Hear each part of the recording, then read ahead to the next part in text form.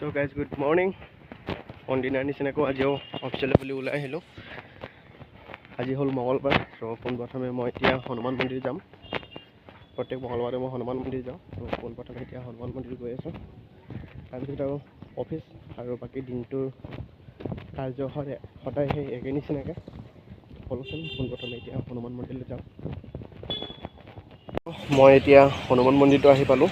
এইটোৱে হ'ল হনুমান মন্দিৰ, যিটো মন্দিৰত প্ৰায় আজি মই লাষ্ট 10-12 বছৰে আহি আছোঁ আৰু প্ৰত্যেক মঙলবাৰে আহোঁ। যদিহে মই গুৱাহাটীত থাকোঁ আৰু একো অসুবিধা নহয় তেনেহ'লে মই হনুমান মন্দিৰটোত আহোঁ আৰু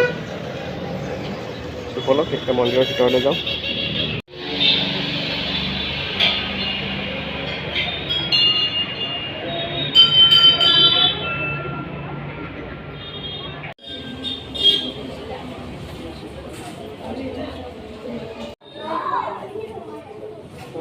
पानी को रखो मैं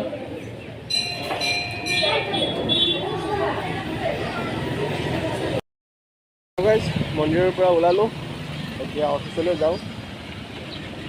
দিনটো ভালে কুশলে যাওক বুলি সেৱা কৰিলোঁ আৰু এতিয়া অফিচলৈ গৈ আৰু দিনৰ কামটোত লাগি যাওঁ। বলক এতিয়া অফিচলৈ যাওঁ। দেৰিও হ'ল, 10:30 বাজিলে।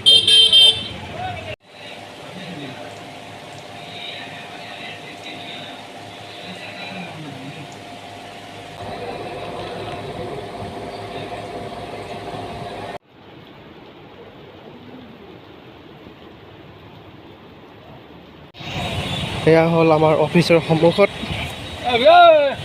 বানপানী। গাড়ী তল যাব ইয়াত।